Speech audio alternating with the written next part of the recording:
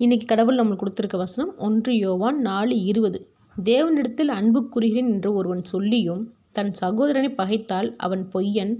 தான் கண்ட சகோதரனிடத்தில் அன்பு கூறாமல் இருக்கிறவன் தான் காணாத தேவனிடத்தில் எப்படி அன்பு கூறுவான்? இந்த வசனத்தை கொண்டு கடவுள் நம்மகிட்ட என்ன சொல்கிறத பார்ப்போம்.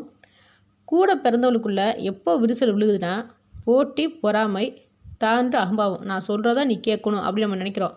அந்த குணங்கள்லாம் நமக்குள்ளே வந்த உடனேவும் பிளவு ஏற்படுது. விட்டு கொடுக்குற மனசு இல்லாத போதும், வீம்பு பண்ணும்போதும் அந்த பிளவு அப்படியே பிரிவை உண்டாக்குது. இந்த வசனம் கூட பிறந்தவங்கள போட்டி, பொறாமையாக எதிரிகள் போல நினைக்கிறவங்களுக்கு. பிறந்ததுலேருந்து கூடவே இருக்கிறாங்க.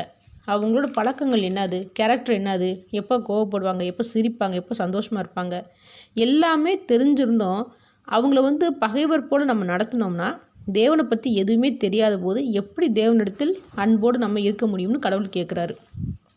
பொதுவாக அடுத்தவங்களை நம்ம எப்படி சொல்லி கூப்பிட்றோம், யாருனே தெரியாது, அவங்களை எப்படி கூப்பிடுவோம்? பிரதர் சிஸ்டர் தான் சொல்கிறோம். தேவன் நமக்குள்ளே இயற்கையாகவே பிரதர் சிஸ்டர்ன்ற வார்த்தையை விதைச்சிட்டாரு.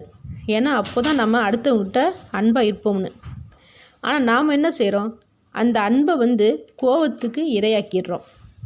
நம்ம செய்கிற தப்புக்கு தேவனும் நம்மளை மாதிரி நினச்சிருந்தா நம்ம உயிரோடவே இருக்கவே முடியாது. நம்ம கூட பிறந்தவங்க தப்பே பண்ணியிருந்தாலும் பரவாயில்லை.